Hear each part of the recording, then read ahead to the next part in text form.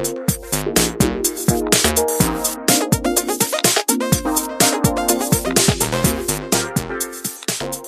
everyone, welcome to Super Switch Headz, the premier Nintendo podcast in all of the internet. Welcome to episode 24. My name is Matthew Stoner. My name is David Howe. My name is Patrick Nisley. And joining us here is Emilie Nutter. Hi, I'm Emilie Nutter. Hello. Very special guest, Emilie Nutter. Wow. You're very special.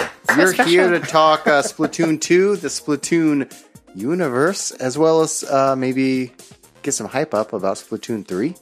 Yeah, this This will final be so Splatfest good. is coming up, too. Yeah, Chaos vs. Order. Ooh, boy. Yeah, and It's then going to be a wacky one. other news things we're going to talk about in this episode later is discuss the Nintendo Switch Lite, Super Monkey Ball, Monolith Soft doing some hiring, and Comic-Con and some other things. Mm-hmm. Let's get right into it. Stacked news week. Yeah.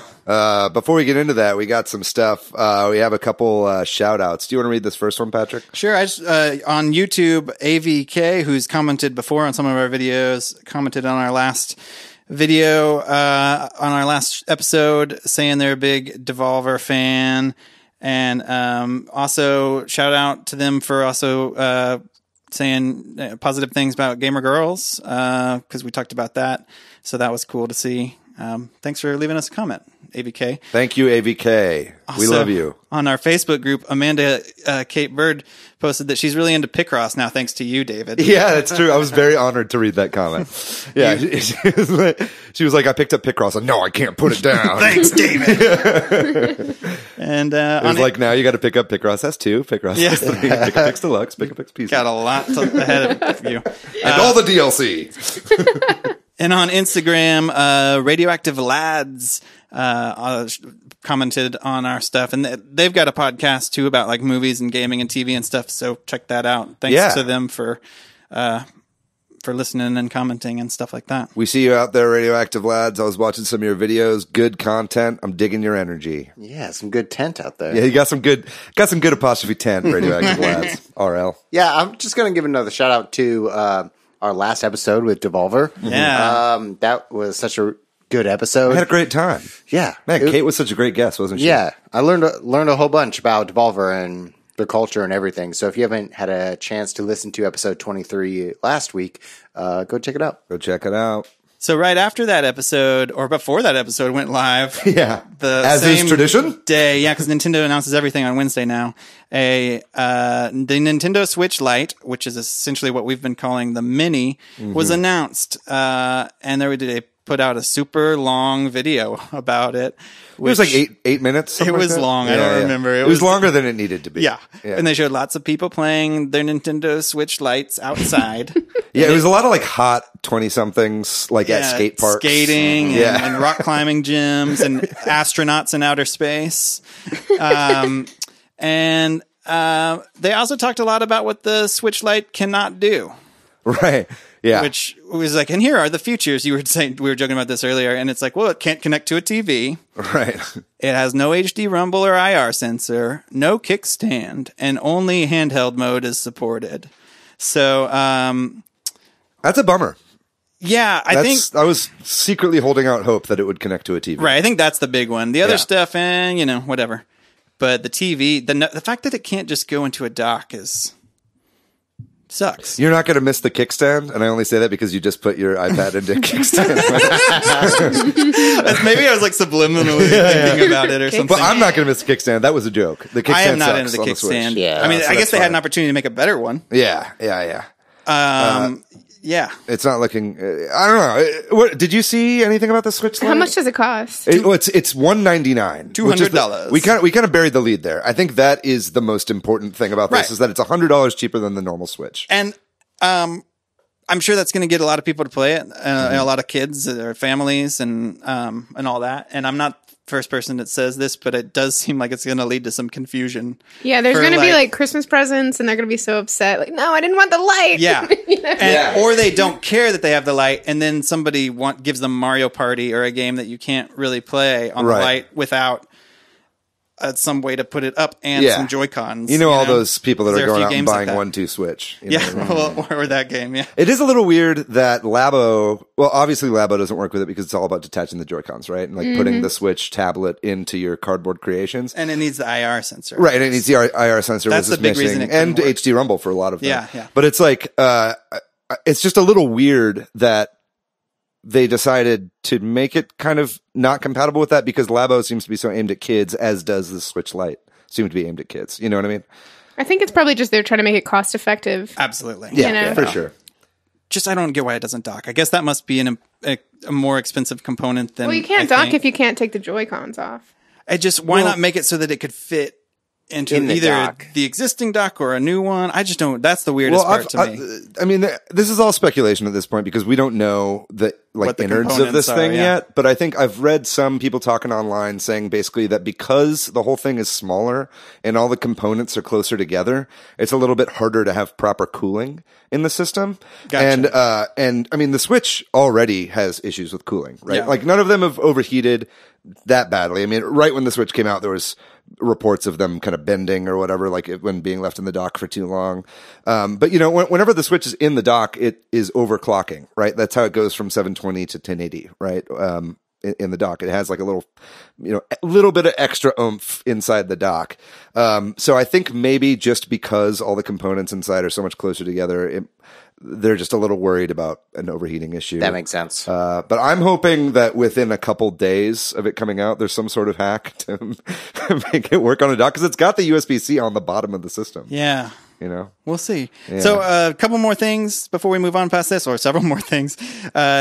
Comes in yellow, turquoise, and gray are the main colors. And I actually think they all look cool. It's just kind of weird that it's not the neon red and neon blue, like that they're... I get it. It moving reminds away from me that. of the OG 3DS colors. You know what I mean? Those kind of weird off. Oh yeah, what colors were those? There was like a weird teal, and they were kind of metallic. You know what I mean? There was like a purplish one. Do you think they're trying to like stop 3DS from being a thing? Allegedly Well, not. We can yeah. talk about that. So Not according to Nintendo, but yeah, they yes, have is the answer. they've specifically said no, but they also specifically said that there was going to be no mini. So we can't trust them. Yeah, I mean, clearly this is designed Yeah. to kill the 3DS. Yeah. You know what I mean? Like, it does what the 3DS does, except it has one screen. There's also a Pokemon Sword and Shield Special Edition one that looks kind of cool. Honestly, maybe the coolest looking one. The Zamazenta and Yeah. Zacia. You say edition. those words. Don't make, Zacia and Zamazenta. Don't make me Come butcher- on, meet the ball. butcher them in an Oh, Italian. now Pokemon are Italian. Yeah, everyone knows Pokemon are Italian. That one looks pretty fucking sexy. I'm not gonna lie. That one I think looks really nice. Some of that might have to do with the graphic that they put on the screen for the render of it. You know what I mean? Because it's like that pink and blue, like weird bokeh on it. But It's got that etching on the back too, which is right, nice. yeah. If you're into the If you're into etchings on the back. Sword and Shield legendaries, see, I think like I don't know. Are you guys gonna get this? I don't. Well, let's talk about if I was gonna get it. I mean, I think it'd be cool to have one. I've got a kid that's getting older. Like this would make sense. To You're have like in the a prime house. customer for this, right? And, or people like some people on our Facebook group are saying, it's like, oh, well, I want to get one for somebody else in my house so that we can play Splatoon or something Right. together. You know what I mean? That makes sense. So I think this would make sense for me. But I also, it's like, what are the fears about this? The D-pad, is the D-pad going to be like the Pro Controller and not be so great? You know, the sticks, are they going to have drift? Yeah, that's a legit And issue. so, like, I think everybody, you know, or at least a lot of people are like, "Oh, wait and see what happens with somebody that tears this down," or after a Right. couple months. But I'm not planning to jump out and get it day one. What about? Well, you can certainly expect a bunch of pearl clutching when it comes to like issues with it whenever it comes out. I remember like, yeah, in the 2 weeks after the Switch came out, like everybody was Yeah. like, the Switch is doomed because It's like the scratches. screen is broken or whatever, you know what I mean? But it's like, It's warping, it's scratched. yeah, there were whatever. just like millions out there and one was fucked up. But it's also true that early adopters kind of get the short end of the stick. You know what I mean? Like usually things improve. But are you really an early adopter if you're buying a Switch 2.5 years into the Switch being out? You know what I mean? I feel like if this is so aimed at people that want to spend less money on a Switch, you don't want to spend the full $300. Like, it'd be really cool if like all the games were also like $5 less, because you can't dock it, you know. So like, why would I want to pay the full price on my Lite? Yeah, if it's going to be a 3DS experience, let's pay 3DS prices for the games. Yeah. Well, and one of the other questions that was asked, so CNET got a little scoop on this, and the day that they announced it, they had like a nice long article with details that weren't in the trailer, and they had an interview with Doug Bowser, and they asked him the question of like, well, if I buy because like we were talking about this too, like, can I transfer my games? Yeah, you know what I mean? And they said that there will be some ability to transfer games eventually. And obviously, like, now with cloud saves, if you have online, you could transfer that, but not like Animal Crossing or Splatoon. You know what I mean? And games that might actually make a lot of sense to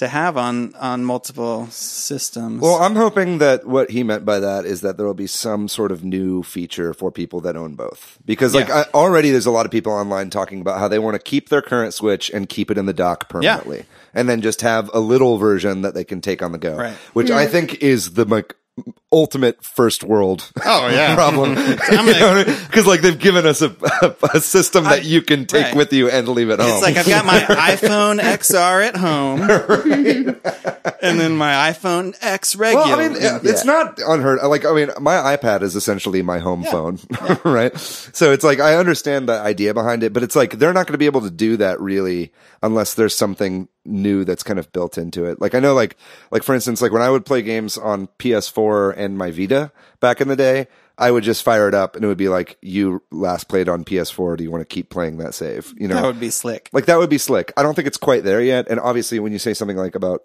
Splatoon or Animal Crossing, you know, they've kind of put themselves in a corner there, but hopefully they add some new features. But doesn't it work with cloud saves? Presumably, but those are games that don't have cloud saves.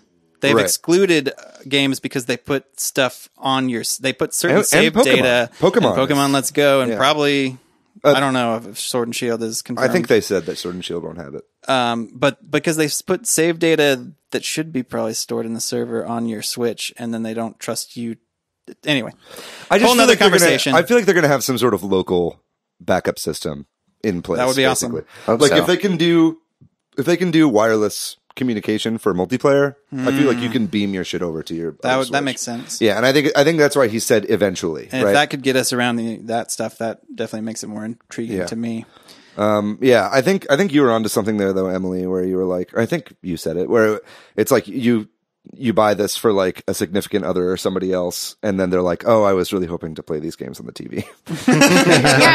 I can see that being a major issue. Yeah. Like come this holiday season. Can you get the physical copies and put them in this? Yes. Yeah. Okay. It still takes cartridges and everything. Okay. Yeah. It's just, it's a little odd. I kind of want to get one. I know. That's just because I'm a it's Nintendo fanboy. We do this podcast and we want to talk about it and we want to experience it. There's no discussions about it being more durable. Not yet, but you'd presume it would be, right? You would think so. It doesn't look like it is, though. He doesn't have the clamshell design, which would make it be more durable. See, I think the main issue with the durability of the Switch is like the loose Joy-Cons on the side. Mm-hmm. And I think when it's all one piece, I feel like it's going to be a lot more durable. I think that you're onto something there with the drift on the sticks. If there's drift issues, steer clear. But the D-pad honestly looks good to me. It looks like the Wii U D-pad. Speaking of the drift issues, that's been gaining a lot of traction recently. Mm-hmm. And in fact, like, Kotaku did an article about Joy-Con drift today, the day we're recording this. And also it makes me, and the fact that, and somebody else pointed this out, and it's kind of like, oh yeah, why isn't Nintendo making shit tons of colors of Joy-Cons and promoting them more often? Maybe because they realize there's an issue and they're trying to fix it. You know what I mean? Yeah. And maybe this is hopefully the first thing that's going to have that fix, and they'll roll out more Joy-Cons with speculation. I went to RTX a couple weeks ago, the Rooster Teeth Expo, and the only really Switch thing they had there was like an individual booth that had different controllers that were beautiful. And I was like, how much are these? These are so cool. And they were like, oh, those are $180. And I was like, oh, okay, so more than double like what I would pay for they're like the custom basics. shells or whatever. Yeah, they have like beautiful paintings on them. But cool. That's the only thing I really saw at My RTX. sister got some custom Joy-Cons as well. They're so cool. I just couldn't justify it. Yeah. It's a lot of money. Yeah. You're not looking at that when you're playing. Drift eventually. Well, it's like you're talking about this Doug Bowser interview, and I think in the same interview he talked, because they were like, well, we love the idea of the D-pad on the Switch Lite. I do too. I think it's excellent. Like, I have the Hori D-pad Joy-Con just for handheld mode. I love it. I use it. It pretty much stays on my Switch, right? But he said that there are no plans to renovate the Joy-Cons, right? Like, and so it's like, you know, maybe they'll do some sort of background, you know, fix for it, like a story that's coming up, or not. But it's like, yeah, I just thought, like, before it came out, everybody kind of dreamed of, like, you know, GameCube Joy-Cons or like all these unique individual Joy-Cons. I just don't think we're going to see that, which is a shame. Two things on this before we go. Number one, the stocks went up after this was announced. Yeah. Nintendo stocks are doing pretty well after this, because I guess everybody's like, oh, this is how they're going to sell that many Switches. Yeah. And then the last thing, sort of like what you were talking about, Doug Bowser interviews, I also asked him if there's going to be a Switch Pro or, you know, any sort of Switch revision in that direction.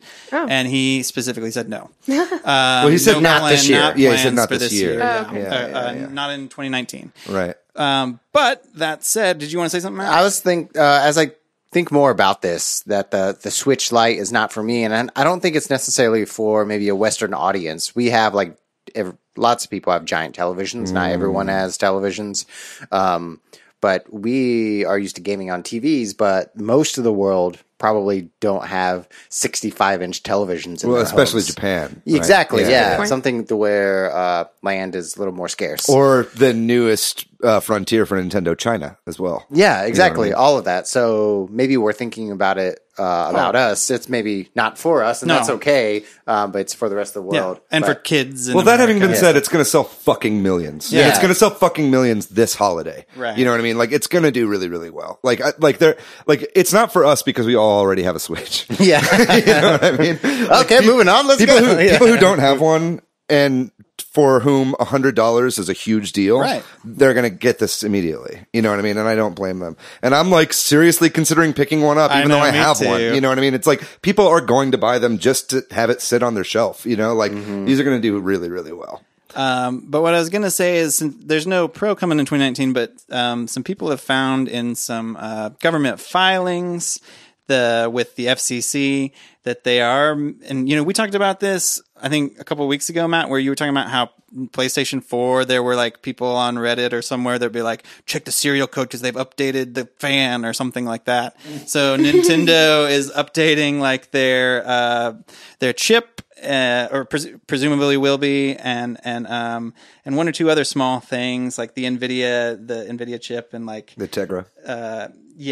and like the flash storage inside of it, according to these government filings. So maybe if you buy a regular Switch in 6 months, it'll be a slightly better. From my understanding, Switch. This is for two reasons. One, components get cheaper as time goes on, and two, the first couple of revisions of Switch, you could crack them pretty easily. Crack as in run homebrew software on them, and so newer chipsets prevent piracy. I would say 95 to 98% of why they're doing this is to stop piracy. Absolutely. For sure. Because it's been really, really easy to hack your Switch.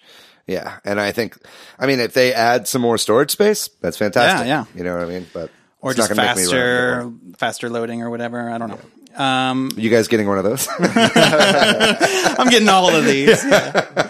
Okay, so Nintendo is moving some of their manufacturing to Vietnam of Switches, and we've been talking about this, the whole potential tariffs and all that stuff. It's caused Nintendo to shift some of the Switch production to Vietnam. There was a Nikkei article about this. I just wanted to bring it up because we talked about maybe that's happening and they've been thinking about it, but it sounds like it's happening. And it maybe not like all of it, but some percentage of it. And maybe these new Switch models. Is that what you were going to say? Yeah, well, I mean, it's, maybe the components aren't there anymore. You know what I mean? Like maybe it's harder to make them in Vietnam or whatever, as opposed to China, or where they were making them in China before. Right, they're moving from China to Vietnam, and the speculation is it's because of all of the potential tariffs that are still being... So I think there's just like a ton going on behind the scenes. Yeah. Honestly, it feels like behind the scenes at Nintendo, like the hardware division is just like constantly chaos. Do you guys get that feeling, or is that just me? Lots of R&D, Yeah, think about like all the stuff in the R&D department that we just never see. Yeah, I'm You know really what I mean? curious about that kind of Yeah, stuff. like the N64 controller, like that's where they landed. Right, what did You know what I mean? Like, what did the weird ass designs did they come up with that we didn't get to see? It's because of the Rumble Pack. Yeah, you're right. But now I'm moving on to Super Monkey Ball. David, I know you have a lot to say about this, but this Yeah. was a sort of a week-long development. There was some like the game had been rated in some places, and then we were hearing rumors about a new Super Monkey Ball game, and then we were hearing maybe it's Banana Blitz HD, and that's what it is. It's Banana Blitz HD. And it's coming in October on the 29th. So are you... We know you're a big Super Monkey Ball fan. Yeah, so I should be excited, but I'm not. I'm supremely disappointed. Banana Blitz is just the worst Monkey Ball game, like by far. Aren't there more recent ones that are worse though, or no? Maybe I've stopped playing the It's series. the one that the stopped a lot of, or there's like Yeah, basically I played Banana Blitz and then I was like, man, I just wasted my fucking money. Cause like Super Monkey Ball 1 and 2 and Deluxe, which is just Super Monkey Ball Deluxe, which is just Super Monkey Ball 1 and 2 combined, are fantastic games, right? And they're classics and they hold up to this day perfectly. And the graphics are amazing. The gameplay is super tight. It feels really, really good. Banana Blitz is just so bad. I don't know if it wasn't the same developers or not, but basically the graphics got this weird pastel overhaul, which just doesn't look right. They used like Wii motion controls, which just made the game not feel right. Like all of a sudden the like precise input gameplay of Super Monkey Ball, the whole thing that made it exciting to play, all of a sudden was just like, oh, just waggle the shit until you hope to get it over there. You know what I mean? Yeah. And it was like, and then there were like 50 mini games in Banana Blitz, which sounds really good, but it was totally quantity over quality. And like, like, you know, like Monkey Ball 2 had what, I think it was like 16 mini games and they were all great. Like seriously, all well thought out. A lot of work was put into them. And so it's disappointing that they're doing this one. I don't know why. I'm not surprised given how that franchise has turned out over time. Honestly, I would just wait for Rolled Out to come out, that fan-made Monkey Ball game, which is trying to get it back to the basics, right? Yeah. Yeah, I'm just a little disappointed. It's funny, my friend Jordan, who's been on the show, he sent me the image of it and he was like, hey, they're doing Banana Blitz. And I was like, yeah, I'm really disappointed. I hate Banana Blitz. And he was like, yeah, but if you buy this, maybe they'll do 1 and 2. And I was like, you're not going to fucking get me on that, Jordan. I'm not going to buy this game in the hopes that they make the first 2. So I don't know. We'll see. Hopefully they've revamped the controls. Hopefully it's more tight like the first one. I'm going to wait for reviews. Yeah. But, I'm excited that the Monkey Ball franchise is not dead. You know what I mean? But that having been said, I wish they had done the first 2. Next up here, so Monolith Soft, the developer who does the Xenoblade games, among other things, they've had like a fiscal year. This information came out, that they had like almost 100% profit increase in the last fiscal, from March 2018 to March 2019, and they've opened a new office in a new studio, rather, I should say. And they're also like hiring a lot of people with opening this new studio, and it's become clear, people believe that they're working on 3 games. They're working on what we now believe to be Breath of the Wild 2, a new Xenoblade game. That's right. Here's your chance to talk about it. And then some sort of new IP. So that's exciting because they're doing really well, and we'll probably see all 3 of those games on the Switch. What do you think about this, Matthew? This is exciting. I just put 48 hours into Xenoblade Chronicles X. So I'm pretty excited. There's a Twitter user by the name of Stealth40K who is also talking about these 3 things, that they're different hiring pages for 3 of these games: Breath of the Wild 2, the next Xenoblade, and an unknown IP. And he's speculating that there will be a Nintendo Direct in September. Ooh, okay. To talk about these 3 games specifically? Maybe at least to discuss what they're working on. Okay, cool. September is a safe bet because we've had one the last couple of years in September. Yeah, for sure. And it feels about right. You know what I mean? Cool. Anything else on that from you, Matt? Are you just I just watched a 60-minute retrospective of connecting the stories between Xenoblade Chronicles 1 and Xenoblade Chronicles 2. So you could say I'm excited. Yeah, very good. Do you think it'll be 3? I don't know. Or that they'll do another kind of like... I think it'll probably be 3. They probably wouldn't be hiring for a port of X, right? No. And they say, and it's, I don't know where these sources are saying it's a new game. So yeah, I mean, I guess it could be anything. There's some speculation on the subreddit for Xenoblade that it could be an MMO using some of the races and characters from the universe into an MMO-like game. Would you play that? I don't know. I'm not sure. MMOs aren't for me. Oh, I thought you were joking. I thought you were, totally yeah. serious. Sorry. That sounded like sarcasm, but that was honesty. So that would be a bummer if that's the case for you. Yeah. Mm-hmm. Yeah, it's like when Final Fantasy 14 or whenever the first MMO came out. 11 was the first one. 11. 14 is apparently incredible. That's what I hear. Yeah. Yeah. Shadowbringers. Yeah. The new expansion is called. Yeah. People are like campaigning for like the director of that game to direct Final Fantasy 16. Damn. Yeah. That's cool. Yeah. Anyway, that's completely beside the point. Sure. So moving on. So Nintendo, I think they always are, but they're going to have a big presence at Comic-Con in San Diego this year. And as this week, right? You can imagine, I actually meant to write down the dates of it, but yeah, it's usually right around now. I think it starts tomorrow. Comic-Con is Thursday, July 18th through Sunday, July 21st. There you go. I'm sorry, that's the Nintendo Gaming Lounge time. But it's probably around that same time. Comic-Con's Thursday through Monday. And they're going to obviously have a big focus on the Marvel Ultimate Alliance 3 game. I think, in fact, from what I read, their like actual booth at the official Comic-Con is just going to be that. But then they're going to have a secondary location where you can play a lot of the games they showed at E3. And they're going to have lots of like toys and stuff, like the new Mario Kart Hot Wheels toys and all kinds of other cool goodies. Again, please?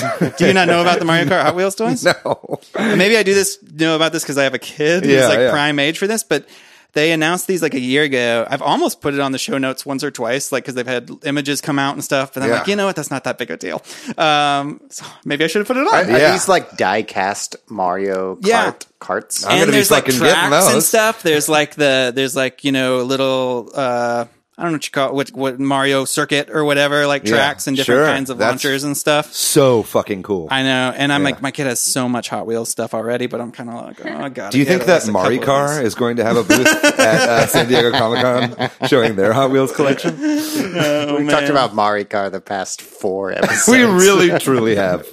I'm going to share with you more details about the Nintendo Gaming Lounge at San Diego Comic-Con. So they have Hot Wheels there, as well as a Sugarfino, which is a luxury candy boutique, will debut its new collection celebrating the NES and Super Mario Bros. Wow, that sounds like fun. Little gummies of like mushroom, like little mushrooms and stuff like that. And it's San Diego, so it'll be weed. There's tons of drugs. Speaking of drugs and choice for later in this episode, they're going to be giving away Splatoon 2 Chaos First Order keychains. Oh, that's cool. I want that. This is cool. But how can you find time to play the Splatfest if you're at Comic-Con? Yeah, that's my question. It's the same time. Yeah, exactly. And it's the same time that Ultimate Alliance is out. Yeah. So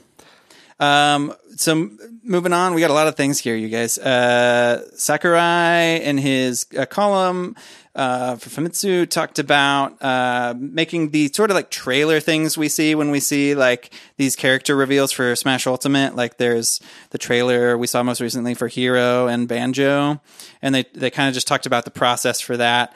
And that's somewhat interesting if you want to go read it. But mostly I'm wanting to use this as an excuse to talk about Smash and about how the fact we don't have Hero yet. And I really thought we would by now. Cause it's been, I mean, I've done the math and I've like tried to figure out, if they did it exactly X amount of times to have the right amount of space between the character. We're right up on it. So they've gone a little over. Well, Tommy Green posted to the Facebook group, the Switch Headz Facebook group, that there's a new trailer out showcasing July games, and that Hero is shown in that for Smash. Gotcha. So it should be coming out this month. It makes sense that they might want to wait because, Dragon Quest Builders 2 is coming. 11's coming later this year. 11's coming. So maybe they want to launch it around those same things. They can do whatever they want. I think it's going to be the end of the month. I just kind of thought we would have it early or mid-month, and we haven't. So it's just kind of interesting. Yeah. Also, there was a lot of this isn't the same news, but people have been talking about how the reaction for the Banjo reveal surprised Nintendo and some of the people involved. So, Yeah, it that's surprised the interesting. Japanese people that work at Nintendo. Yeah, it's like, wow, they didn't think that people really wanted Banjo that much. Obviously, they must have known somewhat because they put him in the game. But Yeah. But so that was interesting to see. I liked watching. There were like videos on YouTube of like Americans reacting to Banjo and then Japanese people reacting to the Dragon Quest character. Right. And they're like equally as hype. And like, but then you see the part, like you see the Japanese people reacting to Banjo and they just like don't give a shit. And the Americans don't give a shit about Dragon Quest. It's just, it was very smart of them to put both in the E3 exactly. trailer. It was smart. Yeah. My favorite thing about those trailers are with Hero, you have this like very strong character with a sword who's very tough, and then Banjo comes in, he's like, we're like, fuck yeah, give me that laugh. It's like literally like Goofy from Disney. Yeah, exactly. seriously. Yeah. Banjo debuted on the Nintendo 64. Another big collectathon type game from the Nintendo 64 was Super Mario 64. Very good transition. And that was recently decompiled. So people that do like ROM hacks and stuff and you know, mod these old games. I don't pretend to understand all the ins and outs of this programming related to this. If somebody wants to take a stab at this, but I think this was a big thing that now they can do more with the game. The TLDR or Too Long Didn't Read Yeah. version is you have the final product of the game that's kind of all coded in and packaged up, but then you work your way backwards to kind of get to the source code. Exactly. It's essentially as if the source code for Mario 64 is now available online. Which means you hackers can put Mario 64 on different platforms, like how you could play Doom on like a refrigerator. a refrigerator, a TI-83. Yeah. So we'll be seeing a lot of cool Mario 64 stuff coming up in the next few years, I'd imagine, now that this data is out there. It's pretty exciting. I want to play Mario 64 on a 3-inch LCD screen on a printer. Me too, dude. I didn't want that until right now, but now I really want Thanks it. for saying me too. Yeah, you're welcome. But I think it's gonna be cool. I think we're gonna be seeing a lot of like homebrew stuff with Mario 64 coming out pretty soon. That isn't just rote emulation. I think we're gonna be seeing like really, really good running Mario 64 stuff, which is great because it continues to be one of the greatest games of all time. Speaking of Nintendo 64, Nike's coming out with a Nintendo 64 shoe. Yeah, it looks That's interesting. Yeah. There's pictures of it online if you want to go look at it. It doesn't really I don't look at it and think, oh, the Nintendo 64. It just uses all the primary yeah. colors, which is what the N64 logo uses. And maybe I don't follow the shoe stuff. Like I know that they make shoes inspired You're not a by all sneakerhead? kinds of stuff. So maybe this is traditional for it to just be sort of tinged with the feel, but it's kind of like, well, I'm not going to run out and buy that for the fact that it's related to the Nintendo. Yeah. Well, that's why you have no style, Patrick. That's true. There's Actually, there's a thin line between sneakerheads, gamers, and Dragon Ball fans. That's a lot of overlap. It's like a Venn diagram. The Venn diagram is essentially a circle there. speaking of old games as well, GameStop is possibly pivoting towards retro games and having more like tournaments in store because, well, brick and mortar stores aren't doing very well. GameStop's not doing very well. And they have they hired some sort of, design firm or whatever, called RGA or something like that to help them renovate their stores and have more in-store experiences and all that. Just think that's interesting. GameStop's one of the only kind of big remaining video game stores in the US, at least. No more Funko Land. Yeah. Or Babbage's. Yeah, Babbage's when I was a kid. Yeah. Yeah.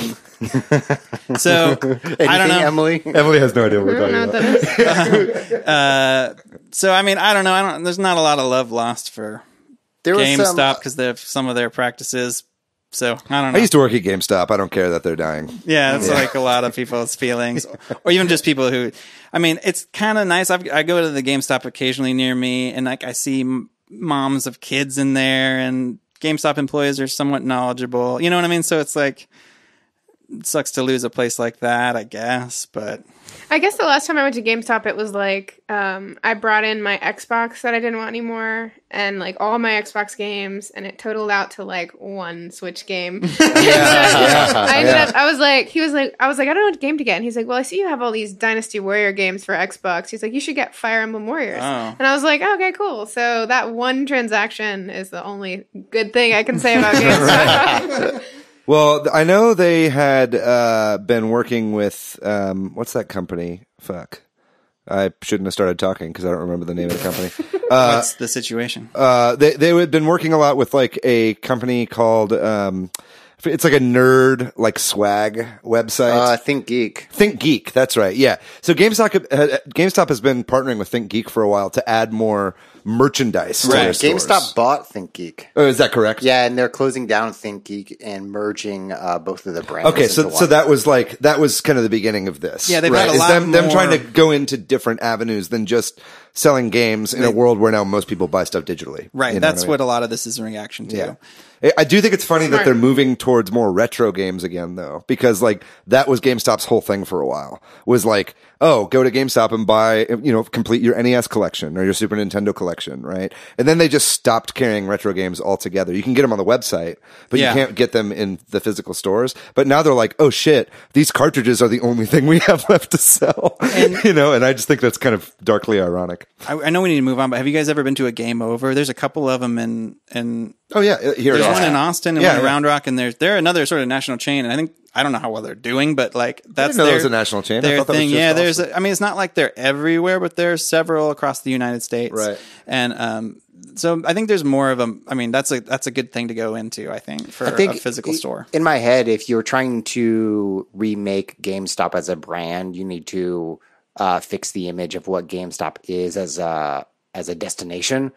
Because I just looked it up. There's 7,000 stores. If you make it like a place to go to meet with your friends, like a Starbucks, like, hey, let's go meet at the GameStop in the Lakeline Mall. So they should sell coffee, is what you're saying. Yes. And allow you to dock your Switch and play with your friends right there. But not your Switch Lite. All right, we got to move on, you guys. All right. Well, last thing. R.I.P. GameStop. Last thing, 8-bit dough. I have a real hard time calling it 8-bit dough. I want to call it 8-bit do. But it's like 8-bit dough, like Nintendo. I know, but it just doesn't look right. I'm sorry, Patrick. I'm sorry. I also have that problem. Anyway, we wanted to talk about this. They have a new controller coming August 7th, 2019. It's actually one they've been talking about for a really long time. Yeah, since E3 last year. SN30 Pro Plus. Yes. David, you want to tell us why everybody should consider buying this? Yeah, it's like gonna be pretty much the best controller for the Switch. Like, basically my SN30 Pro is probably the controller I use more so than my Pro controller and more than the Joy-Cons. It's basically just a Super Nintendo controller with 2 sticks on it, an extra pair of shoulder buttons, like trigger buttons, and then it's also got Rumble, it's got USB-C charging, and it's got motion controls, right? So it's pretty much everything that you would need except for HD Rumble and NFC connection, which nobody really gives a shit about. I mean, yeah.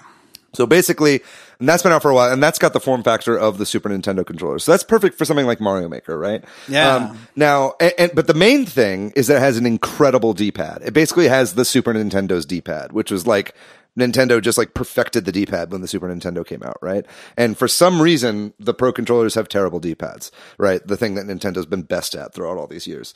So these controllers really fix that problem, and then basically the new ones that are coming out have these little nubbins at the bottom to make like it more a Pro like a controller. Yeah, like a modern controller, right? So it's like a SNES controller with handles, and then there's also remappable buttons, as I understand. Originally, they were going to make it use AA's, and I think everybody was like, nobody wants that. So now it's got an internal rechargeable battery that uses USB-C to charge. I mean, that's much better than AA's. Yeah, and I think it's retailing fuck AA. Yeah, fuck AA. If it had been triple, I'd have been okay with Come on now. Listen, I can't swap between my remote and the controller if it's AAA. But basically, this thing is looking really good. I think it's going to retail for $50, which is what, $20 cheaper than the Pro controller. So yeah. So basically, the only thing that it can't really do that's a little bit annoying is turn on the Switch when it's off. That's a little obnoxious, but other than that, like, they're really, really good controllers. I really recommend you pick one up. It like takes a second to connect, but I mean, it's not obnoxious. Well, for me, I couldn't, for the life of me, could not figure out how to connect the 8-bit Do controller for forever. But then once I figured it out, How do you do works it? now. Well, it's like on the back, there's like a button combination that you're supposed to press. But like even then, I was like, do you hold it or do you like press it or whatever? And now I figured it out. And basically, once you set it to like switch mode or whatever, you just hold the start button and it turns on. Okay. Right. But that having been said, speaking of modes, like you can pair this with your Mac, your PC, your Android phone, or your iPhone. Right. So it's cool. like, yeah, it's not just for Switch. Like, everybody go get one of these. I'm not a shill for 8-Bit Dough, but I do own like 4 of their products. So I just really like them as a company. Something to consider is these are not compatible right now with PS4 and Xbox One. That's correct. Yeah. But I imagine that's a matter of time. Yeah, I think so. You And might they- have and to they buy also- like an adapter or something. Yeah. They'll make an adapter for it. Because I think this is going to be a hot item. Yeah, it's been getting a lot of traction actually. And it looks like a Game Boy. It looks like Game Boy buttons, which is really cute. So go get it. Let's move on to our main topic for this episode, which is Splatoon 2. Speaking of motion controls. Oh, thank you, David. Just quick background. The original Splatoon came out in May of 2015 for the Wii U, and it was like a really well-received new IP from Nintendo. It's sort of like Nintendo took the shooter genre and did their Nintendo thing and made it new and interesting. And then 2 years to the day of this episode, y'all, coming out, Splatoon 2 came out July 17th, 2017. And so for the past 2 years, Nintendo's been supporting this game with like updates of new weapons and new gear and stuff. And they do these Splatfests, which we'll talk about more in a little bit. But the final one is happening this weekend, July 18th through the 21st. It's, I think, the only 72-hour Splatfest. I think there's been maybe there's been one other one that No, long. I don't think there's ever been. I think they've all been 48 hours, right? Yeah. Or 24, and 24. then occasionally there was really? a big one that was 48. Oh, But okay. most of them have been 24. And so after that, they're going to stop, updating, or they'll do one sort of final update. And I imagine they might do little patches if they find things. But the one sort of big final update. So it's kind of like, it's not the end of Splatoon 2, but it's like a big sort of swan song. I don't know Yeah, if it's like that's this the right- kind of the send-off from the developers on this game. Yeah. Yeah. So before we get into specifics and I lead us through discussion points, is there just general thoughts, feelings about Splatoon 2? Do we, Yeah, well, Emily, especially Emily, what since about you're here you? to talk about this? How do I love Splatoon 2. I've never played Splatoon 1, but I like immediately. Actually, I'll be totally honest. I bought a Switch to play Splatoon 2. Nice. I You played You bought a it- Switch off me. Yeah, I played it with some of my friends. fell off a truck? What was the situation here? No, just kidding. Go on. No, and I just it was really addicting, and I felt if I had my own device, I could play, because you need your own device to be able to play with your friends. Right. And it was 3 of us, and we kept, switching in and out, and they were being really nice, and I started to feel really guilty about hogging it. Nice. But I don't know, I got really addicted, and then when all the updates came out with some of the weapons, like the hammer weapon, I hated that. That big stamp looking thing. Yeah. Don't that. It's you leave the game for a second. I'm glad the developers are stopping, because it's I'm shocked every time there's a new weapon in the game, and I'm like, I have the bucket and I can't stop. I can't you're a stop bucket head, right? Yeah, I love the bucket. Yeah. I guess that's one kind of good thing, right? About when updates stop, it's okay, now the meta can be established, and then we don't have to. That's kind of true. We don't have to keep That's very dealing with true. new weapons and that kind of stuff being thrown at us. Until Splatoon 3 comes out, and then everybody Right, and abandons it's this gonna game. Well, what about Matt, you and David? How do y'all feel about Splatoon 2 generally? Or Well, what do you? I'll say talk about Splatoon when that came out on the Wii U. I owned a Wii U, and me and a buddy Tony used to play it. He lives in San Antonio, and we would play it online. And he still plays. He's very good at. He still plays Splatoon 1? He plays Splatoon 2. Oh, okay, gotcha. Yeah, he transitioned to 2. But yeah, I think when I saw this game, this was Nintendo is making a first-person shooter. Right. I guess third-person Ish. shooter. Yeah. But Nintendo is making a shooter that's not a single-player experience like Metroid, and that felt new. I can't think of a game that was similar like this. The inking and the idea of painting the floor and then re-upping your ink with it is such an interesting mechanic that's new. It's addictive. The only thing I can think of that was like it before was one of the multiplayer modes in the Tony Hawk games. Do you remember that? It was basically you would grind on certain things and then it would make it you're that right. color. It was like a turf war sort of thing. Oh yeah. Yeah, and Yeah, so it's I remember that. so it always kind of reminded me of that, but with really fun shooter mechanics. Yeah. Right? So still very unique, right? Right, I'm and not saying having that they to- ripped off Tony Hawk. Yeah. But, I mean, it's not Yeah, although they kind of did. It's very skater punk aesthetic, but like the art Yeah. style is unique. It feels like a '90s Nickelodeon cartoon, like Rocket Yeah. Power. It's very like fun, very Japanese, and yeah, it's just like a really fun game to play. I want to back you up on the art style there because I think that's one of the huge reasons why I was drawn to this game. I just think like the character designs are so interesting and like so fresh and unique. I mean, they say fresh is like one of the words they use in the game constantly, but it's like, but it really is. It's got this like weird kind of hipness to it, you know, and it's a very like hipster sort of game, you know, But, like like- all the characters dress up like really Yeah. trendy, you know Yeah. what I mean? And then, you know, the whole game has this sort of aesthetic where it's like it's all very like merchandise and like retail oriented. Like all the little menus have the little punch out thing where you would put a retail item on a hook in a store or whatever, you know, and it's like, it's just got this cool, you're right. It's very 90s, very throwback. And it was something, we hadn't really seen aesthetically from any other company before. I think like going to the fashion aspect, I read this article this morning on Game Sutra or Gama Sutra, which talks about fashion in video games and how fashion is important for however you identify as your gender. But especially like with women, some of women are more sexier in games, but on like in Splatoon, you get to dress however you want to dress. Yeah. Or if you're a dude, you're like, oh yes, fashion is cool. Yeah. And like fashion is such a unique part of this game outside of the gameplay where you get to express yourself through these, hat choices, shoe choices, clothes choices, and gun choices. And I then, totally agree with that. I feel like sometimes in a game I'll be like when the Pokemon Go game came out, like I picked a male character just because I thought the female character was too girly. Like I just didn't Right. want to look that girly as a woman. Like I wanted to be an androgynous, like more androgynous right. female character. Which all the female characters in Splatoon are. Really. Yeah, I mean, it doesn't stop. I love it. Like I doesn't stop actually see people on the clothes I internet. wear Yeah, in the game. yeah. I'm like, oh, cool. I Doc was going to say, Martens. it doesn't stop people on the internet from sexualizing these squids. Can't But stop that's the neither internet. hither nor thither. They But- introduced octolings to have sexually. Yeah, I think so.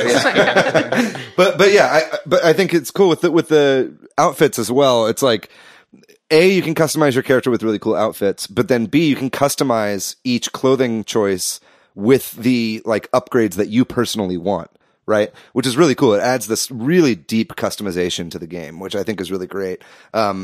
Outside of like a good like character creation tool, which I kind of wish was in the game. Yeah, I wish there was a little bit more options in terms of Yeah. But it's cool. I mean, you still walk around the Inkopolis Square or whatever, like the kind of main menu of the game, and no two characters really look the same. Yeah. Like they've added so many options to where you really get a lot of personality from the player in it. You know what I mean? And then you add in the ability to leave messages and stuff like that, and you hear people saying stuff. It's a great way to show your personality in a video game, and I think they knocked that out of the park. Yeah. Also from a gameplay perspective, this is an addicting game because matches are only 3 minutes. Yes. Yeah, and I feel like I get on these like mental things where I'm like, okay, well, if I lose the next one, then I'll play again, and then I win the next one. I'm like, well, I could probably win another one. And It's a catch-22. But yeah, I had that last night. Actually, I was like playing this to play it a little bit again, and that exact experience of like, if I lose, I'll quit. And then like, I won. It's like, I'll play one more anyway. Yeah, it's a really great game too, in that there are lots of different ways to play.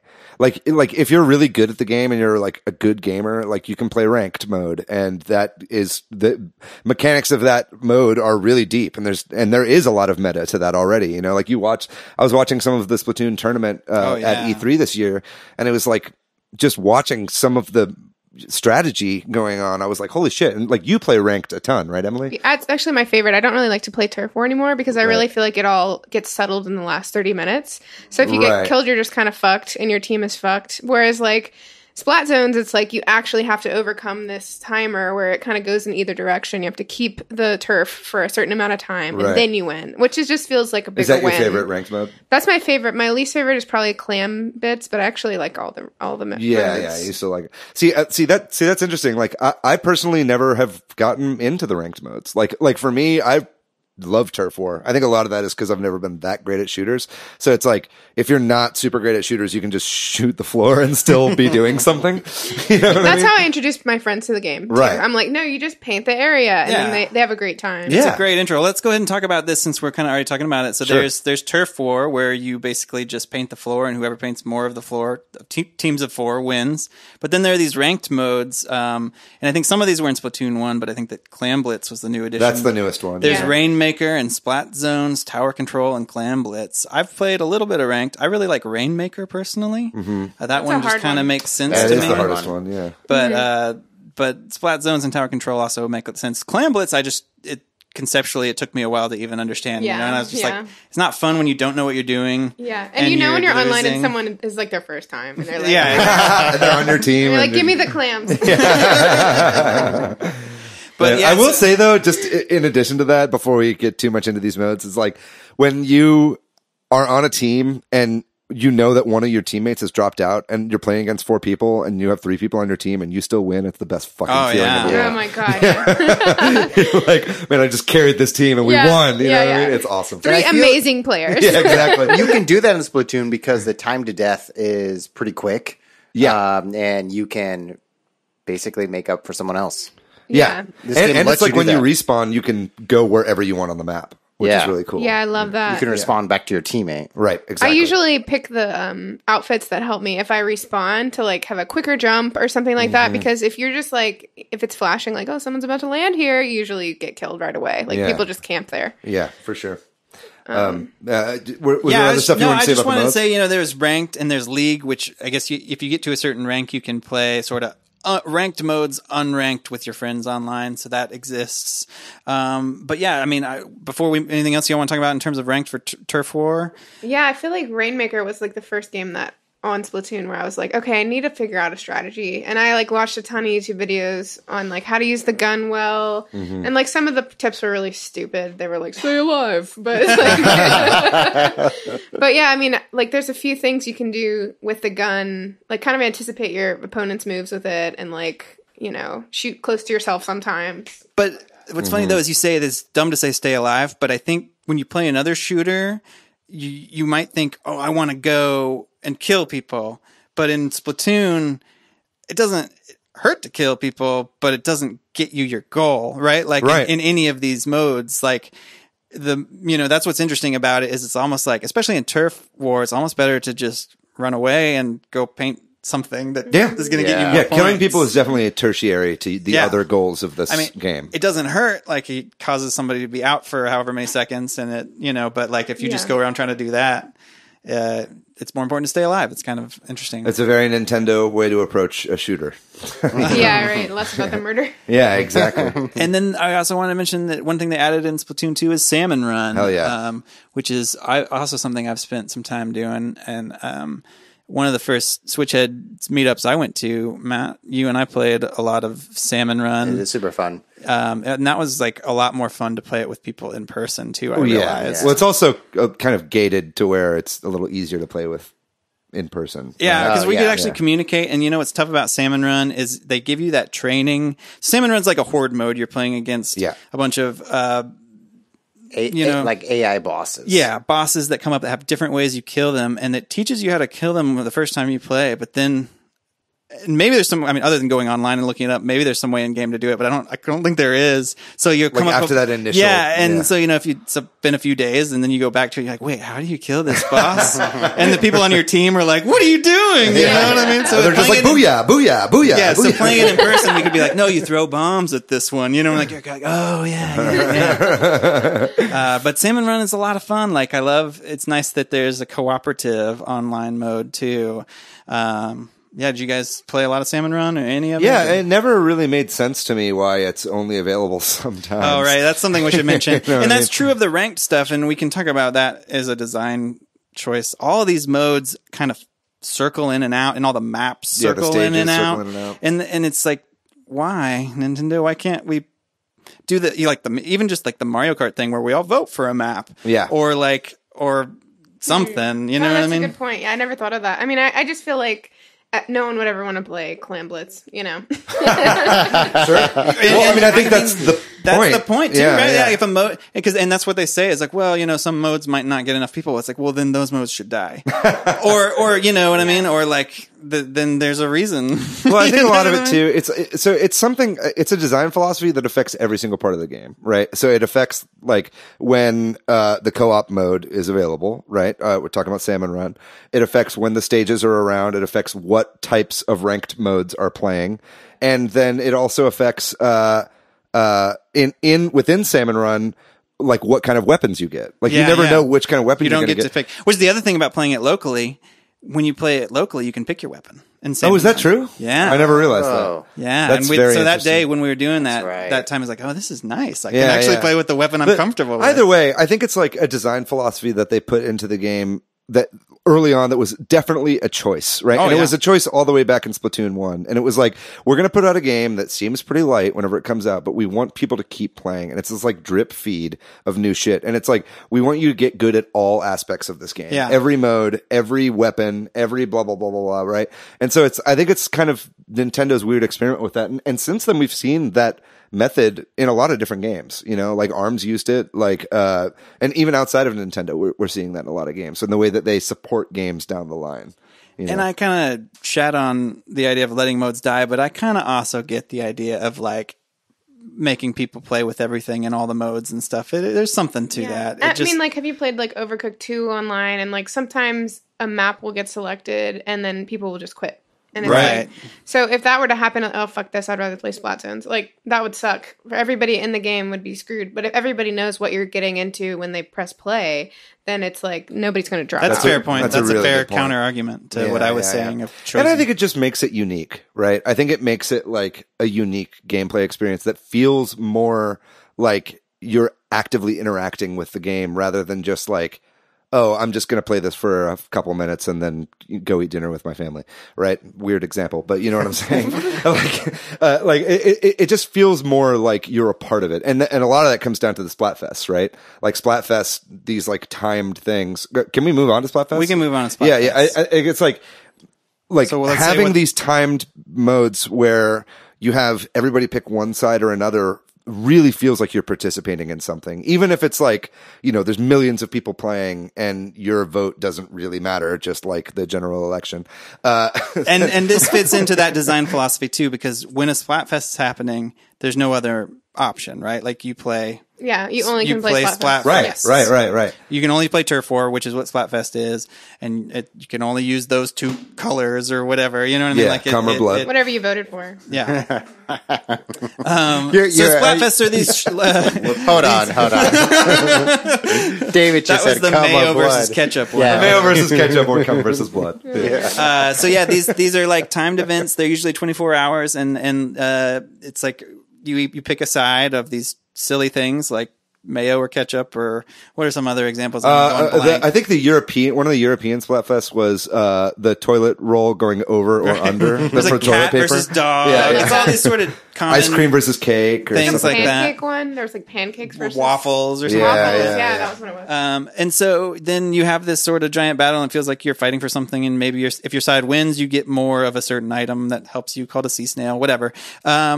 So those are cool events because it just feels like, oh, I have to play Splatoon right now because this is the Splatfest. It's my chance to get these snails. It just kind of forces you to feel like you're part of a community, even if you're not talking to anybody. And it's like, even if Nintendo's you're not, because Nintendo's online is gimped.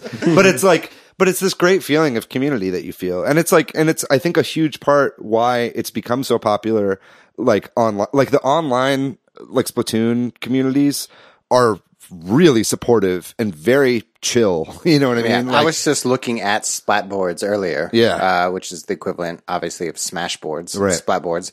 But there's tournaments happening all the time. Yeah. And it's huge in Japan. Like, this game is enormous in Japan. And I think like a lot of that is because of this weird communal stuff that they built into the game, Anything else on Splatfest before I move us to the next thing? Oh, yeah. I will say that whatever you vote for, make it the wrong choice because that team always wins. Yeah. I've noticed that. Pick mayonnaise. You know what I mean?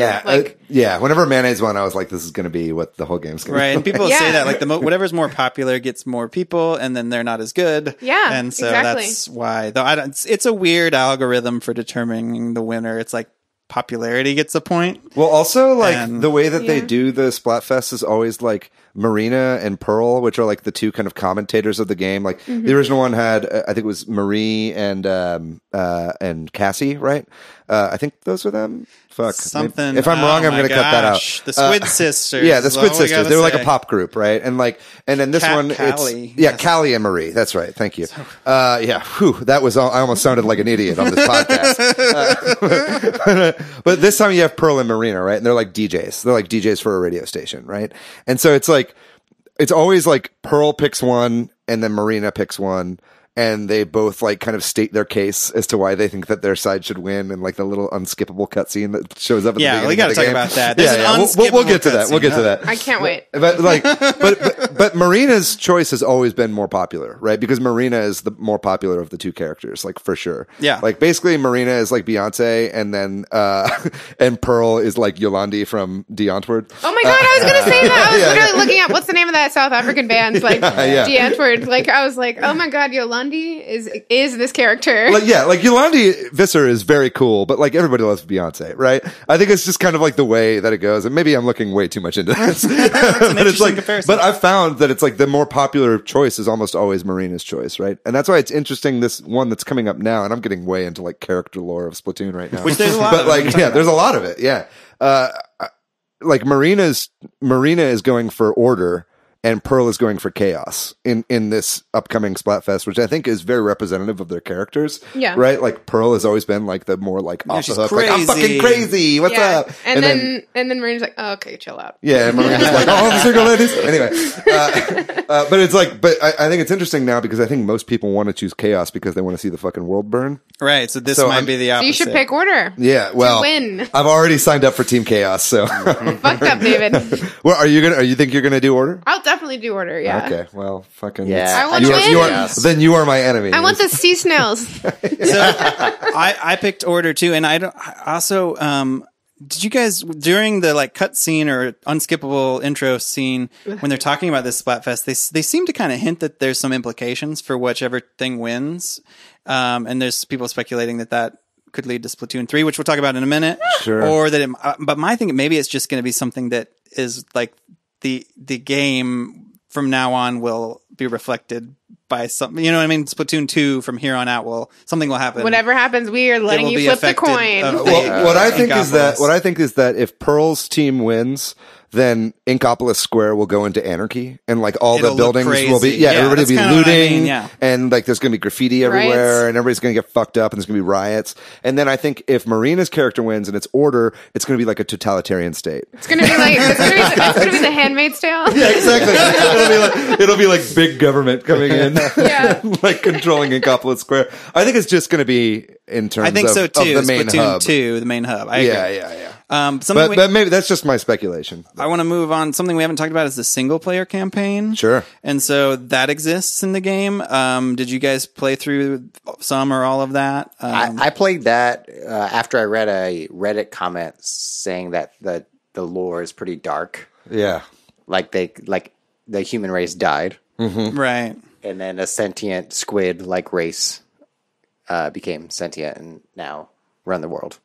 Can we talk about lore real quick? Yeah. Before we get into kind of the mechanics of the single player? Sure. Like, I think it's so weird, especially for a Nintendo game, and so fascinating that there's all this crazy backstory to Splatoon that they don't ever explain in the game. Yeah. Right? It's like the world they've created is so singular and so interesting and so bizarre and so unique, but like they never like they give you little hints as to why it exists. Yeah. Right. But if you go online and you look into a bunch of stuff like you're saying, You'll like you figure find out a bunch all of those things, strange yeah. shit. Right. Yeah. It's because it comes out in little ways, like you're saying, in those little things you pick up, those journal entries and stuff. Right. And this kind of leads me to wanting to talk about something else, but I'll save it, I guess. Can keep saying what you're saying. Well, no, I was just going to say, what have you found with the Splatoon lore? Mostly it's just the idea they're in the world. It seems like they've gotten rid of the human part of the history, or there's someone in that universe who got rid of textbooks or texts in order to forget the past. Right. You know, and the only history is the present or the current squid race. Right. I'm way into it. Yeah. So that's what I read, and there's like this long Reddit comment, which made me play the single player. I was like, no way Nintendo would make that dark of a game. Like, no way would you be able to read these scrolls or these...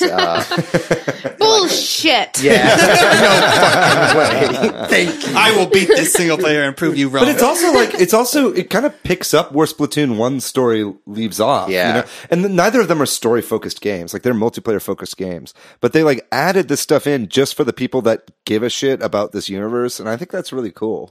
I enjoyed playing the single player stuff. It's different than the multiplayer though, right? Like because there's the enemies are different, the mechanics are different. There's more platformy. There's certain things I kind of wish were in the multiplayer sometimes. You know what I mean? There's some of the elements that you come across, and also like you play the multiplayer and you don't really have to worry about falling off, but you know what I mean? Except for in a few maps, but like you really do have to, like platformy in it. But then they also put out the Octo expansion. Did any of y'all play that?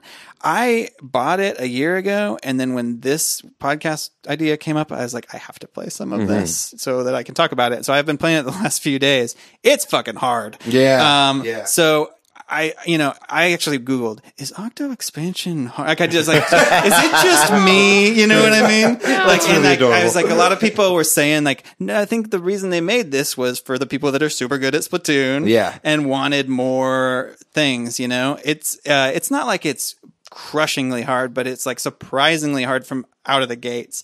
It also kind of like does what you were just saying, Matt, or David, which I wanted to say. It's like it actually tells more of a story, right? And it actually has like some cutscenes, and it feels more like you're playing a single player game in a lot of ways, and a lot more.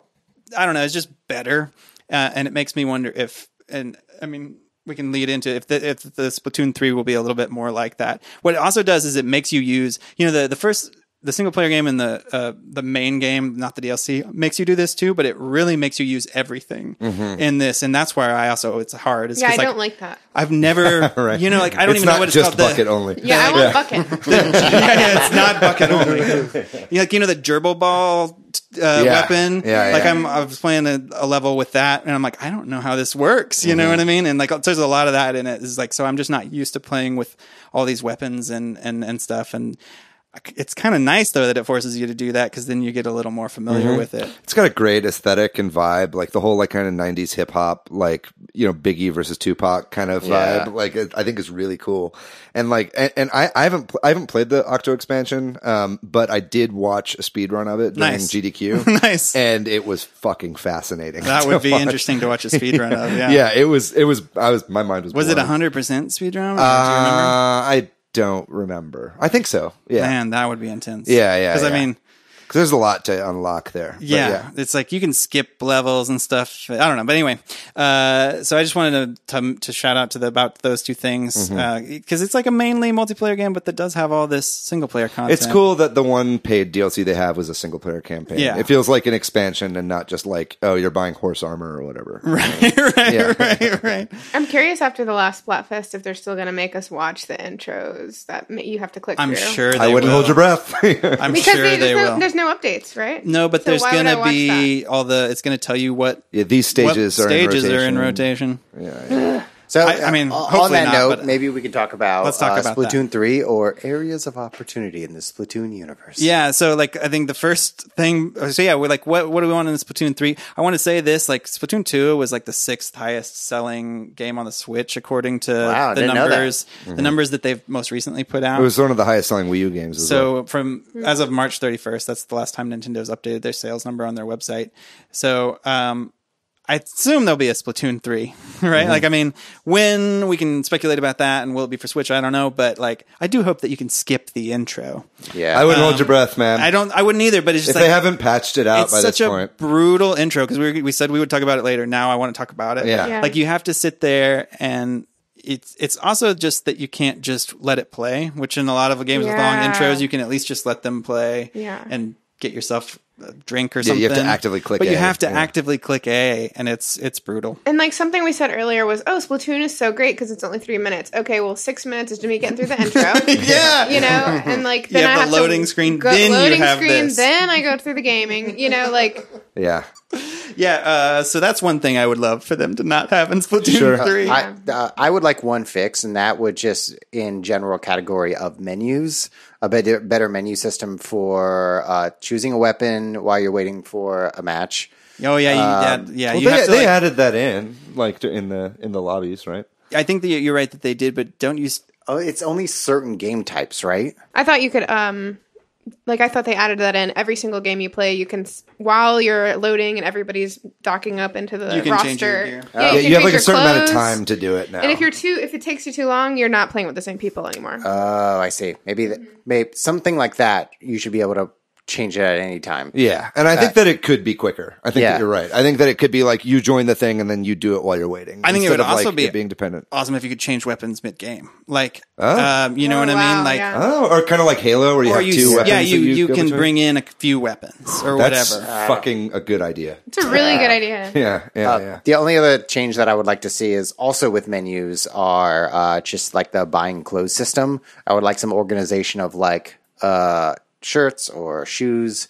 Because it's just in that bottom row is how you select them. But I would like more options to sort some of it. Sure. It all seems randomly. And give me pants.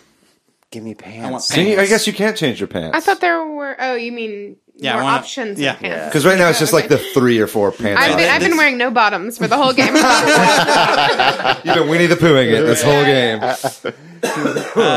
So I think. What about major gameplay changes? Is there anything that you would want to see changed with the formula of the game? Or do you think it's pretty solid? Well, I think it's solid, but I would like to see some new modes. Yeah. I think it'd be cool, and this would require them to have servers. But if they did a 50 versus 50 Battlefield style mode, oh fuck, they're gonna add battle royale to this game. I don't need a battle royale of one man, but a team one. You know what I mean? The sort of Battlefield game where it feels kind of like turf war, and that the stakes are low because you can't really win. You playing isn't going to win or lose your team, but it's kind of a fun mode to mess around on. I would love it if, at the end of a game, everyone could vote on whether or not they wanted to play on the same team, and then you could essentially have a rematch with the same people instead of being with your enemies on the next That's the game. thing. We need to be able to squad up online a With lot easier strangers. than you can. Yeah. Or just with your friends. It's right now, it's you'll join and you'll be in the same team, but you don't know if they're going to be on your team or against you. That's true. Yeah. Which can be fun.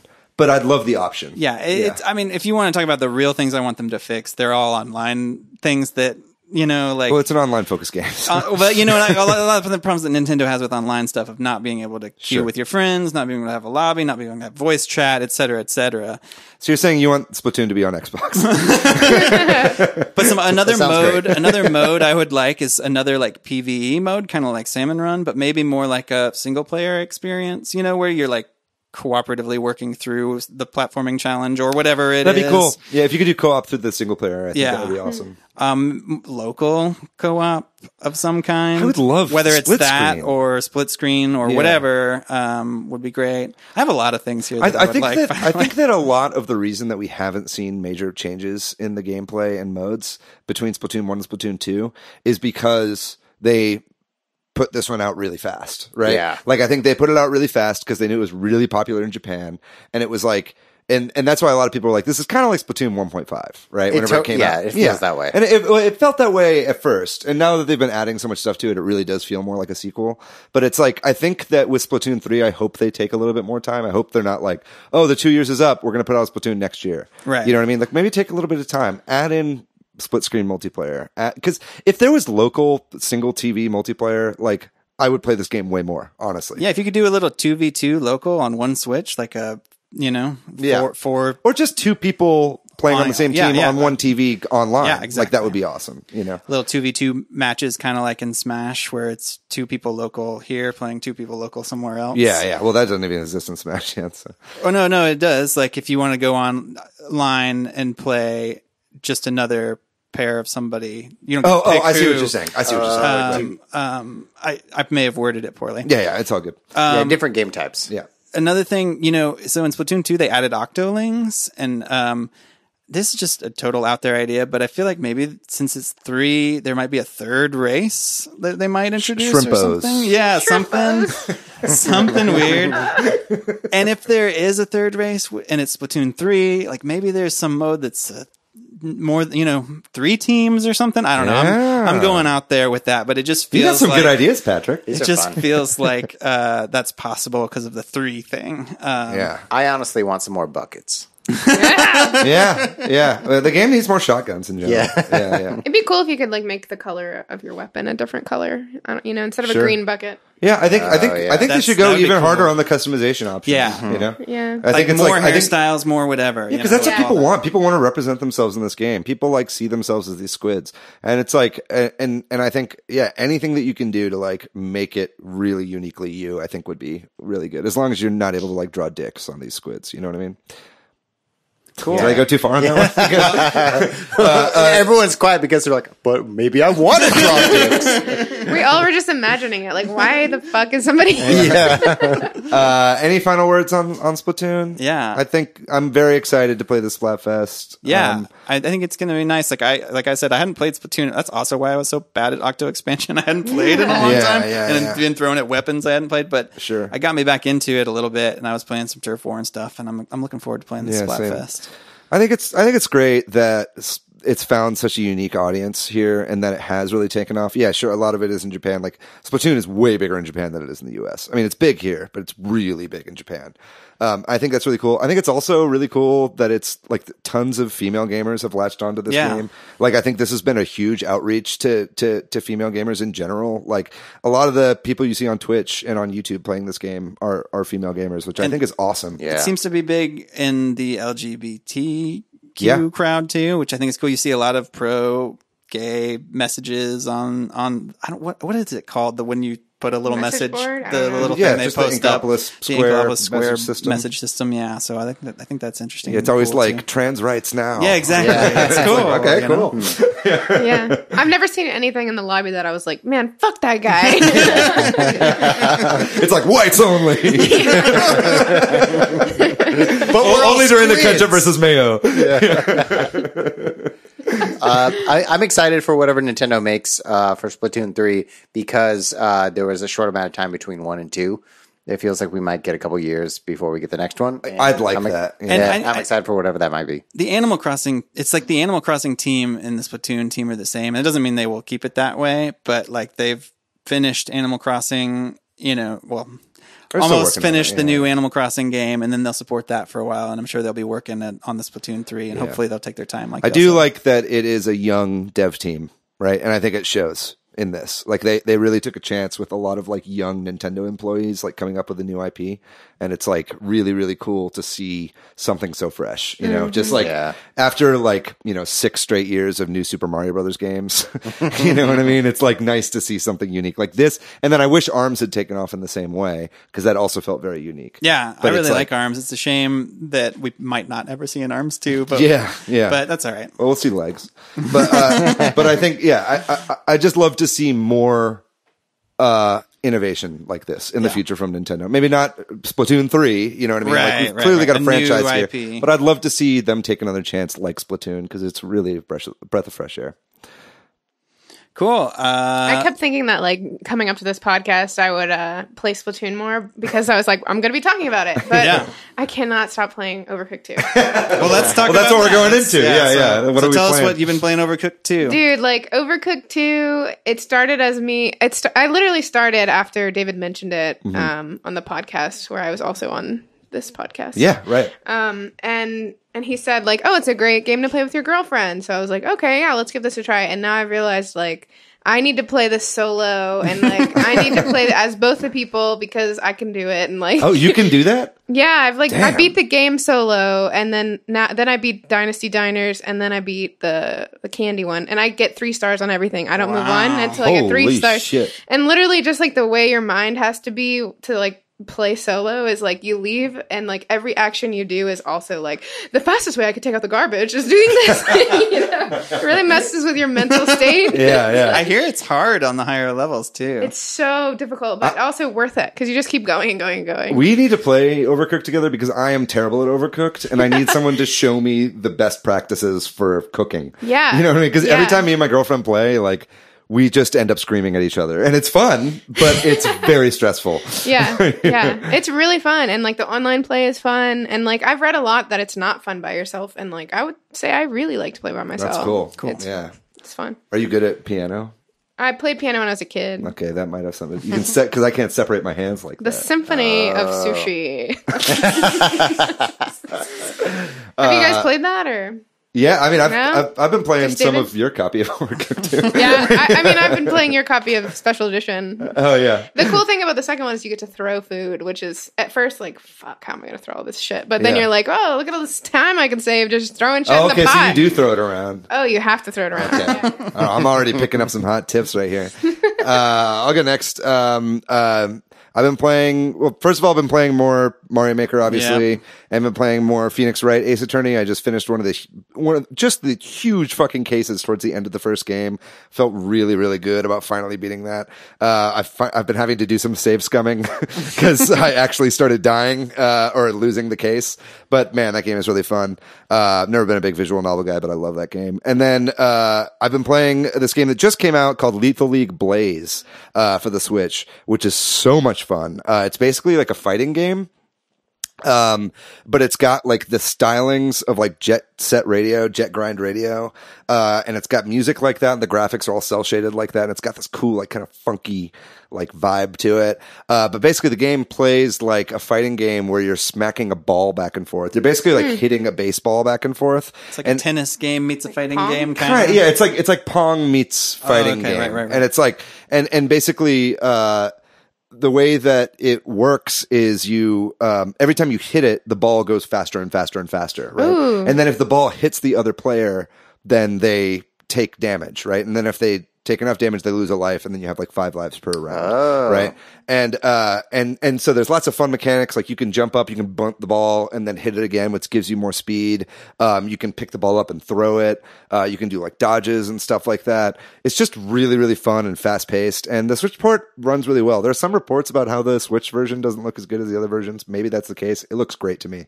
It is missing. I will say it's missing the ranked feature that's in the PS4 and Xbox version. So if you're really into ranked modes, maybe wait and see if they patch it in. I think they are. I read that they're not patching in the exact, but some sort of. They're doing like 1v1 matchmaking. Yeah, it won't be ranked. Yeah, but it'll yeah. be like ranked. Regardless, the game is really fun. I'm going to be playing it mostly locally. Like I was playing with my sister the other day and she got hooked. So I think we're going to be playing a lot of this game multiplayer together. So I would definitely say check out Lethal League Blaze if you have a chance. Lethal League Blaze. I've been blazing through Xenoblade Chronicles X. First, I want to apologize to my girlfriend who might be listening out in the living room because I put 48 hours into that within the past couple of weeks. Wow. And there's like 11 chapters. I'm on chapter 9. Wow. And like around chapter 6, you play as a human character, but on chapter 6, you unlock mech. Mechs, they're called scales or dolls in the game. Right. So I unlocked a mech and it's fucking amazing. Yeah. I get to fly around and have fun, and the music's really wild. Is the story really good in that game? It's okay. To be honest. Oh, yeah. It's okay. It's all about gameplay. And just like having mechs in an RPG that you can like go in and out of the mech and then transform into an automobile. It feels pretty cool. It's really cute. I like hearing you talk about this. It feels really Hopefully fun. that comes to the Switch. This is the only time I get to talk about Xenoblade. Yeah. And I've been playing Mario Maker, of course. Yeah, so that's fun. Great. Yeah, Mario Maker. I'm addicted to creating levels. I don't even play that many levels. I just like to build them. And then How's that co-op level? Or the co-op level? Yeah, I finished one that co-op level that 2 kids in a big coat played, and then I watched them, and they they did a couple of things, so I had to go back, and I'm editing in that one still, and I'm editing in the single player mode of that, and I'm making another level for them as well right now. Oh, so you're doing a 1-player mode of that one level? Yeah, so like shout out to Tobias something or other on YouTube. But if you search Tobias and Mario Maker, he'll come up. He's this Mario Maker YouTuber that I stole. He's created like these machines that can count how many players are going to be, and then you can open up different paths depending on that for single player, cooperative, downloaded, or online. I don't know how he came up with this, but I've stolen his designs, or he's putting them out there. And so that's what I'm using. So there's a single player path and a multiplayer path. And so I made it for those guys to stream, but I didn't really do the single player path. I'm trying to make that interesting as well. Cool. So you can't get through the multiplayer path by yourself. Yeah, you can't even go into it. It's blocked off. Oh, wow. Yeah, there's lots of weird little tricks you can do in that game. Yeah. Yeah, I watched some of that stream. Yeah. Chris and Chaz, two kids in a big coat. That's the name of their Twitch name. Keep shouting them out so they'll listen to this podcast. I know. They listen to this podcast. Yeah, I'm just fucking I hope so. They better. But it was really cool watching them play it because we also played. Yes, you played. We played it last week, and it's always when you're watching someone play a game that's also a puzzle, you get to see people think in real time and learn in real time, and it's always fascinating. Yeah. I also been playing some Octopath Traveler. Not surprising. I finally beat all the main 8 stories, but there's still the final boss. You look so defeated right now. Well, I really wanted to beat it before Fire Emblem came out, and I realized I just can't. I just don't have enough time to grind all my characters up enough to do the side quest, to go through this boss gauntlet. But I really love the game. I'm actually committed to doing it. I just don't think I'll get to do it before Fire Emblem. It's okay. You'll do it. Don't beat yourself up. Yeah, it'll happen eventually. Right. Have you guys ever played Broforce? No, but Yeah, Broforce is fun. Broforce is so fun. Yeah. You've been playing that too? Yeah, I've been playing that. I really want to play not by myself anymore. Yeah, I've never really been able to get into it, but I understand that it's a fun game. Yeah. Does that make sense? I feel like you could be like drunk and enjoy this game. That makes Exactly. sense. That's a good drunk game. Broforce is a Devolver game, right? It is. Speaking of Devolver, you should go listen to our last episode. We've already done this. We've already done this. Cool. All right, we should probably wrap up. Yeah, We thought yeah. this was going to be a short episode, and it's fucking long. Ladies and gentlemen, thank you so much for listening. Who did our music, Patrick? Corduroy. Thanks, Corduroy, for the music. Yeah. We love you, Corduroy. Find us online, send us messages, and tell us what you want to hear about. Join our Facebook and all that.